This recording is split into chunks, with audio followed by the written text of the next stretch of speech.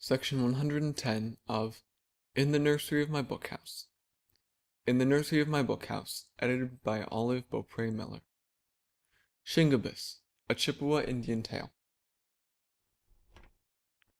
In his lodge on the shores of the great Lake Huron lived a little brown duck, Shingebis.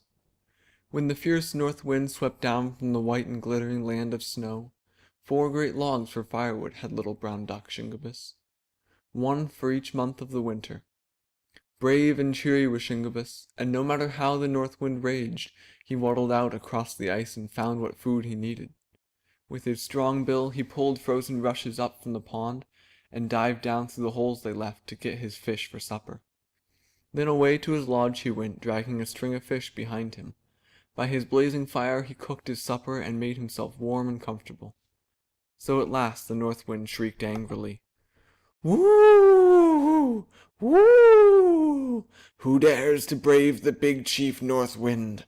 All other creatures fear him, but little brown duck Shingebis heeds big chief North Wind no more than Minnewawa, little gently blowing squaw breeze." So the north wind sent out cold icy blasts and made high drifts of snow, till not a bird or beast dared venture forth, save Shingebis.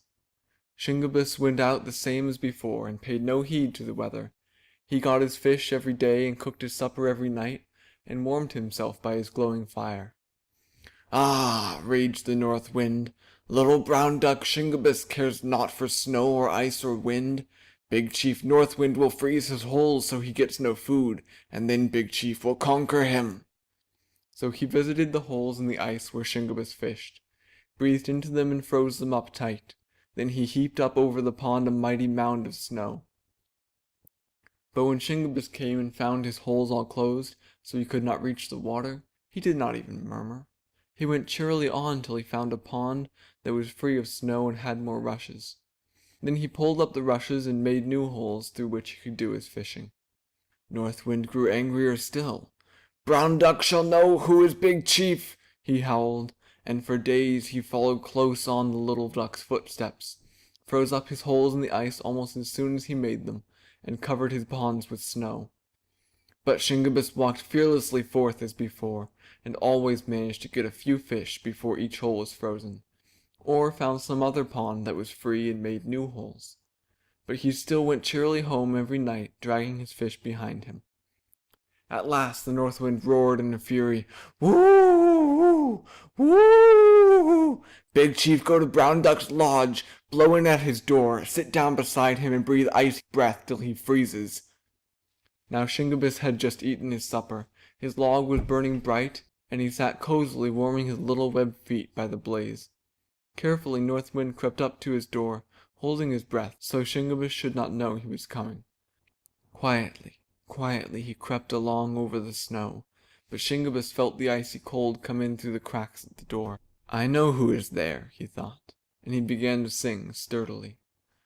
"Kanij, kanij, bean, bean, bonin, bonin, oki, oki, kawiwa, kawiwa."